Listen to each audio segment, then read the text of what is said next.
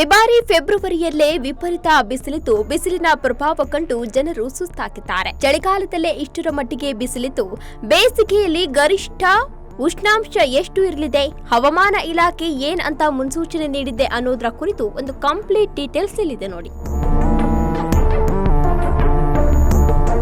ಸಾಮಾನ್ಯವಾಗಿ ಫೆಬ್ರವರಿ ತಿಂಗಳು ಚಳಿಗಾಲ. ಈ ಹೊತ್ತಿನಲ್ಲಿ ಜನರೆಲ್ಲರೂ ಸ್ವೆಟರ್ ಹಾಕಿಕೊಂಡು ಓಡಾಡಬೇಕು. ಆದರೆ ವಾತಾವರಣ ಸಂಪೂರ್ಣವಾಗಿ ಬದಲಾಗಿದ್ದು ಫೆಬ್ರವರಿ ಆರಂಭದಿಂದಲೇ ಬೇಸಿಗೆಯ ಬಿಸಿಲ ಅನುಭವವಾಗ್ತಾ ಇದೆ. ಇನ್ನು ಗಾಳಿಯು ವಿರುದ್ಧ ದಿಕ್ಕಿನಲ್ಲಿ ಚಲಿಸ್ತಾ ಇರೋದ್ರಿಂದ ಬೆಂಗಳೂರು ಸೇರಿದಂತೆ ರಾಜ್ಯದಾದ್ಯಂತ ಗರಿಷ್ಠ ಉಷ್ಣಾಂಶ ಹೆಚ್ಚಾಗಿದ್ದು ಬೆಂಗಳೂರಿನಲ್ಲಿ ಕಳೆದ 2-3 ದಿನಗಳಿಂದ 32 ಡಿಗ್ರಿಯವರೆಗೂ ಉಷ್ಣಾಂಶ ದಾಖಲಾಗಿದೆ. ಇನ್ನು ಕೇವಲ ಬೆಂಗಳೂರು ಅಷ್ಟೇ ಅಲ್ಲದೆ ದಕ್ಷಿಣ ಒಳನಾಡಿನಲ್ಲಿ ಗರಿಷ್ಠ ಉಷ್ಣಾಂಶ 32 ರಿಂದ 34 ಡಿಗ್ರಿ ಹಾಗೂ ಉತ್ತರ ಒಳನಾಡಿನಲ್ಲಿ 35 ರಿಂದ 37 ಡಿಗ್ರಿ ಸೆಲ್ಸಿಯಸ್ ಗರಿಷ್ಠ ಉಷ್ಣಾಂಶ ದಾಖಲಾಗ್ತಾ ಇದೆ. ಇನ್ನು ರಾಜ್ಯದಲ್ಲಿ ಮುಂದಿನ 5 ದಿನಗಳವರೆಗೂ ಇದೇ ರೀತಿ ಒಣಹವೆ ಮುಂದುವರಿಯಲಿದೆ ಎಂದು ಹವಾಮಾನ ಇಲಾಖೆ ಮುನ್ಸೂಚನೆಯನ್ನ ನೀಡಿದೆ.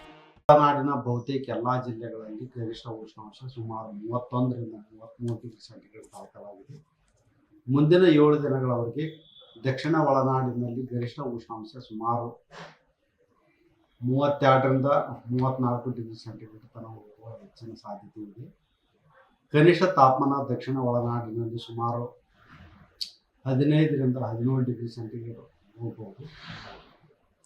ಉತ್ತರ ಒಳನಾಡಿನಲ್ಲಿ ಗರಿಷ್ಠ ಉಷ್ಣಾಂಶ ಬಹುತೇಕ ಎಲ್ಲ ಜಿಲ್ಲೆಗಳಲ್ಲಿ 34 ರಿಂದ 36 ಡಿಗ್ರಿ ಸೆಂಟಿಗ್ರೇಡ್ ದಾಖಲಾಗಿದೆ. ಕಲಬುರಗಿಯಲ್ಲಿ 36 ಡಿಗ್ರಿ ಸೆಂಟಿಗ್ರೇಡ್ ಗರಿಷ್ಠ ಉಷ್ಣಾಂಶ ದಾಖಲಾಗಿತ್ತು. ಬಾಗಲಕೋಟೆಯಲ್ಲಿ ಕೂಡ 35 ಡಿಗ್ರಿ ಸೆಂಟಿಗ್ರೇಡ್ ಗರಿಷ್ಠ ಉಷ್ಣಾಂಶ ದಾಖಲಾಗಿದೆ.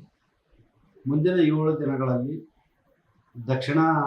ಉತ್ತರ ಒಳನಾಡಿನಲ್ಲಿ ಗರಿಷ್ಠ ಉಷ್ಣಾಂಶ ಸುಮಾರು 34 ರಿಂದ 36 ಡಿಗ್ರಿ ಸೆಂಟಿಗ್ರೇಡ್ ತನಕ ಹೋಗುವ ಸಾಧ್ಯತೆ ಇದೆ. ಇನ್ನು ಮಾರ್ಚ್ ತಿಂಗಳಿಂದ ಅಧಿಕೃತವಾಗಿ ಬೇಸಿಗೆ ಆರಂಭವಾಗಲಿದೆ. ಅದೇ ಫೆಬ್ರವರಿಯಲ್ಲೇ ಸೂರ್ಯ ಜನರನ್ನ ಸುಡ್ತಾ ಇದ್ದು ಗರಿಷ್ಠ ಉಷ್ಣಾಂಶದಲ್ಲಿ 2 ಡಿಗ್ರಿಯಷ್ಟು ಏರಿಕೆಯಾಗಿದೆ. ಇನ್ನು ಬೇಸಿಗೆಯಲ್ಲಿ ಮತ್ತಷ್ಟು ಸುಡಲಿದ್ದಾನೆ ಎಂದು ಹವಾಮಾನ ಇಲಾಖೆ ಮುನ್ಸೂಚನೆಯನ್ನ ನೀಡಿದೆ. ಒಟ್ನಲ್ಲಿ ಬಿಸಿಲ ಬೇಗೆಯಿಂದ ಜನರು ಫೆಬ್ರವರಿಯಲ್ಲೇ ಬಸವಳಿದಿದ್ದು ಮಾರ್ಚ್ನಲ್ಲಿ ಮತ್ತಷ್ಟು ಬಿಸಿಲಿನ ಪ್ರಭಾವ ಜೋರಾಗಲಿದೆ. ಹೀಗಾಗಿ ಜನರು ಕೂಡ ಆದಷ್ಟು ಮುಂಜಾಗ್ರತೆಯನ್ನು ವಹಿಸೋದು ಸೂಕ್ತವಾಗಿದೆ.